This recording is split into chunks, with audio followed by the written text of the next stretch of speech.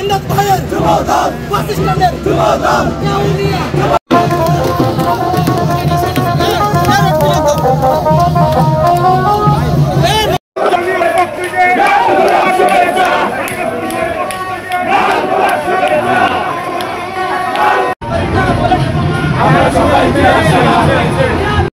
একটা ষড়যন্ত্র চলছে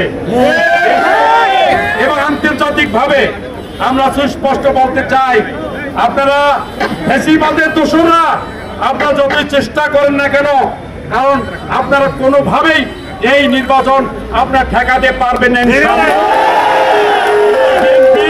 অঙ্গীকার করতেছি, ওয়াদা করতেছি, আপনারা যতই ষড়যন্ত্র করেন আমরা তা প্রতিহত করে আগামী ফেব্রুয়ারি মাসে নির্বাচন অনুষ্ঠিত হবে ইনশাআল্লাহ। আমাদের বাংলাদেশ জাতীয়তাবাদী দলের বিএনপি ইনশাআল্লাহ ব্যাপক জনপ্রিয়তার মাধ্যমে দল ক্ষমতায় আসবে। দল ক্ষমতা আসলে আমাদের পার্টির ভারপ্রাপ্ত চেয়ারম্যান জনাব তারেক রহমান সুস্পষ্ট বক্তব্য দিয়েছেন।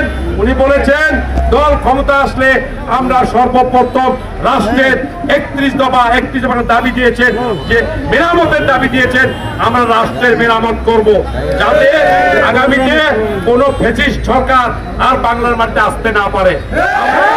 খেটে খাওয়া গরিব থেকে মানুষের কথা বলতে চাই, আমরা এলাকার উন্নয়নের কথা বলতে চাই, আমরা এলাকার সমস্যার কথা বলতে চাই, আমরা স্বাধীনভাবে কথা বলতে চাই। আগামী জাতীয় সংসদে আপনারা ইনশাআল্লাহ আপনারা সকলেই বিএনপির ভারপ্রাপ্ত চেয়ারম্যান জনাব তারেক রহমানের দল জাতীয়তাবাদী দল বিএনপিকে আপনারা স্বতঃস্ফূর্তভাবে আপনারা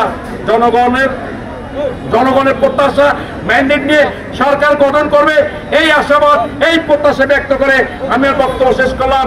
খোদা হাফেজ। বাংলাদেশ।